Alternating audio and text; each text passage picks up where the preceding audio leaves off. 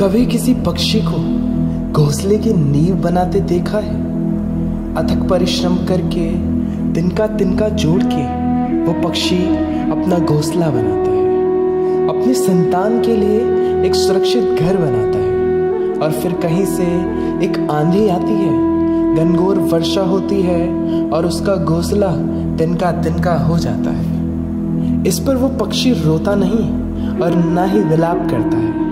बिना किसी विलंब के वो फिर अपना घोंसला बनाना प्रारंभ कर देता है और फिर से घोंसला बना लेता है। फिर हम क्यों छोटी छोटी असफलताओं से भयभीत होकर परिश्रम करना छोड़ देते हैं? एक बात सदा याद रखिए, एक वृक्ष कुल्हाड़ी की मार से नहीं गिरता, कोई चट्टान एक चोट से नहीं टूटती। सफलता के लिए निरंतर प्रयास करना ही एकमात्र रास्ता है। जब भी आप पढ़ाई करें या सोचें कि मैं आखिरी बार पढ़ रहा हूँ, कल मेरी परीक्षा है, यकीन मानिए इस सोच के साथ की गई तैयारी एक अलग लेवल की होगी और आप बड़े आराम से परीक्षा पार कर लेंगे। साईं कहते हैं, संघर्ष पिता से सीखिए, संस्कार माता से, बाकी सब तो ये दुनिया आपको सिखा ही देगी। अवसर और सूर्य उदय में एक ही समानता है, देर करने वाले लोग इन्हें खो देते हैं। कभी किसी को बुरे वक्त में देखो तो उसका हाथ पकड़ो, उसे हिम्मत दो, उसे सहारा दो, क्योंकि बुरा वक्त तो कुछ समय में चला जाएगा, लेकिन वो व्यक्ति आपको जिंदगी भर दुआएं देगा। जब समझ ना आए कि क्या करना है तो ठहर जाना, खुद के साथ कुछ पल बिताना। इतनी देर मत करना अपने सपनों को हकीकत बनाने में कि समय के साथ उम्र भी निकल जाए और सपना सपना ही रह जाए। यदि कड़ी मेहनत आपका हथियार है तो सफलता आपकी गुलाम है। यदि बुरी आदतें समय पे ना बदली जाए तो बुरी आदत समय ही बदल देती है। सबसे बड़ी सफलता हार मानने में, सफल होने के निश्चित तरीके हमेशा एक बराबर प्रयास करने में। साईं कहते हैं कि मेरी सफलता को देख हैरान है बहुत लोग, किसी ने मेरे पांव के नीचे छाले नहीं देखे। जो खो गया उसे कभी सोचना नहीं और जो मिल गया उसे कभी खोना नहीं। अगर सफलता पानी है तो कभी वक्त और हालात पर रोना नहीं। मंजिल दूर ही सही मगर घबराना मत, क्योंकि नदी कभी नहीं पूछती कि समुद्र अभी कितना दूर है। आपका भविष्य उस बात से बनता है जो आज आप करते हैं, कल नहीं। इंसान खुश रहे या नहीं, लेकिन खुश रहने वाला इंसान कामयाब जरूर होता है। जिंदगी जीने के बस दो ही तरीके हैं, एक जो हो रहा है होने दो, बर्दाश्त करते जाओ, या फिर जिम्मेदारी उठाओ उसे बदलने की। अपनी उन्नति के लिए प्रयत्न करते रहिए, स्वयं को पतन की ओर मत ले जाइए, क्योंकि व्यक्ति स्वयं ही अपना शत्रु भी है और मित्र भी। जीत हासिल करनी है तो खुद से ये बोला करो। 97% जिंदगी में खुद से हार मान लेते हैं और उन 3% लोगों के लिए काम करते हैं जो कभी हार नहीं मानते। इंतजार मत करो, जितना तुम सोचते हो जिंदगी उससे कहीं ज्यादा तेज चलती है। साईं कहते हैं, ईमानदारी सबसे महंगा उपहार है। किसने कहा तू अकेला है?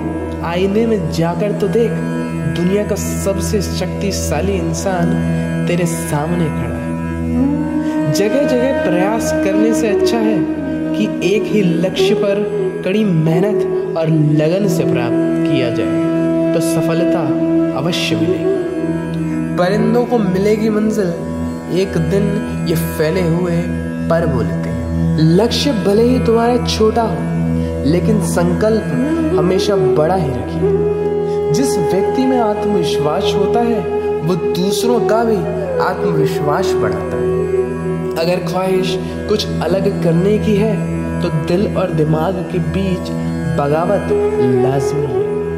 सोच की वजह से इंसान मालिक नहीं होता और ना ही कोई नौकर। टालने वाले नहीं, कुछ करने वाले दुनिया में आगे बढ़ते हैं। जो वक्त के साथ अपने आप को बदलते हैं वही वक्त को बदल सकता है।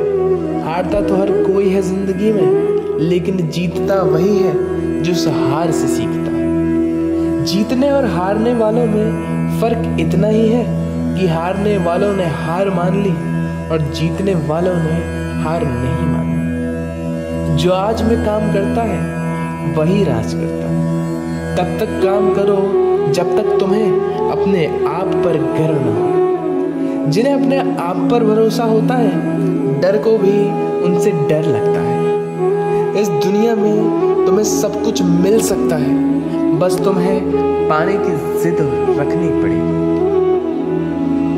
साईं कहते हैं अपनी मंजिल का रास्ता खुद बनाओ, किसी के इंतजार में मत बैठो। वक्त और हालात को तुम्हारे आगे झुकना पड़े, कुछ ऐसा कर गुजरो। कुछ हासिल करने वाले किसी का इंतजार नहीं करते, वो बस अपनी राह पर निकल पड़ते हैं। भीड़ का हिस्सा तो सब बनते हैं, तुम भीड़ की वजह बनो। तुम्हारी कामयाबी बस तुम्हारी वजह से रुकी हुई है। जो व्यक्ति अपने आप से ईमानदार होता है उसे सफल होने से कोई नहीं रोक सकता। सफल वही होता है जो अपने समय की कद्र करता है। जिन्हें सफल होना होता है वो किसी और चीज में अपना समय व्यर्थ नहीं करते। वक्त के साथ जो चलते हैं उनके पीछे पूरी दुनिया चलती है। बेहतर से बेहतरीन होने के लिए अपनी कमियों पर काम करना बहुत जरूरी है। जिनके इरादे मजबूत होते हैं वो बस अपने लिए काम करते हैं। एक समय की बात है, एक साधु गांव के बाहर वन में स्थित अपनी कुटिया में जा रहा था। रास्ते में बाजार पड़ा, उसकी नजर एक दुकान में रखी बहुत सारी टोकरी पर गई। उन टोकरियों में खजूर रखे हुए थे। खजूर देख के साधु का मन ललचा गया। उसके मन में खजूर खाने की इच्छा जगी, किंतु उस समय उसके पास खरीदने के पर्याप्त पैसे नहीं थे। उसने उस समय अपनी इच्छा पर नियंत्रण रखा और कुटिया पहुंच गया। कुटिया पहुंचकर भी खजूर का ख्याल साधु के मन से नहीं निकल पाया। वो उसी के बारे में सोचता रहा और रात को भी ठीक से नहीं सो पाया।